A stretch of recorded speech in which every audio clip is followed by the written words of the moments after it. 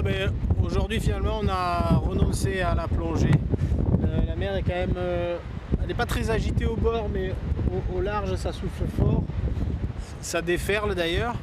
Et voilà, peut-être que dans plusieurs semaines, même des jours comme ça, on ira quand même parce qu'il y aura du travail à faire, parce qu'on sera voilà. Mais là c'est les tout premiers jours, on a seulement plongé hier, ça s'est très bien passé d'ailleurs hier. Et j'ai pas envie qu'aujourd'hui du coup ça de nouveau ça puisse non pas mal se passer, mais stresser un peu tout le monde. Là hier tout le monde était optimiste, tout le monde était enthousiaste, et j'ai bien envie de rester sur cette ligne pour l'instant parce qu'on est encore dans les tests, dans la montée en puissance jusqu'aux plongées à plus de 100 mètres et qui dureront elles jusqu'à 4 ou 5 heures. Donc avant d'en arriver à ces plongées là, je préfère qu'on y arrive par étapes. Voilà. Et aujourd'hui c'est pas la bonne étape, donc on a préféré annuler. Voilà.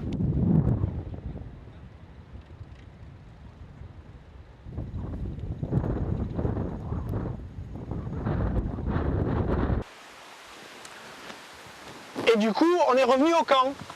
Il n'y avait pas grand-chose d'autre à faire. Mais ceci dit, ça tombait bien qu'il fasse mauvais temps aujourd'hui, puisque c'est aujourd'hui aussi qu'est arrivé le caisson de recompression, le caisson thérapeutique, celui qu'on espère ne jamais utiliser, parce que ça sous-entendrait qu'il y a eu un accident.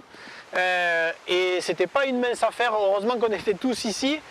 Le camion s'est enlisé dans le chemin de sable pour venir jusqu'au camp.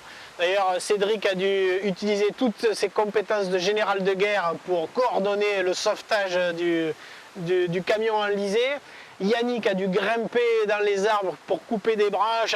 Enfin, ça a l'air de rien poser un caisson, mais dans ce coin reculé du monde, ça a été une sacrée opération et ça a finalement bien rempli la journée. Voilà.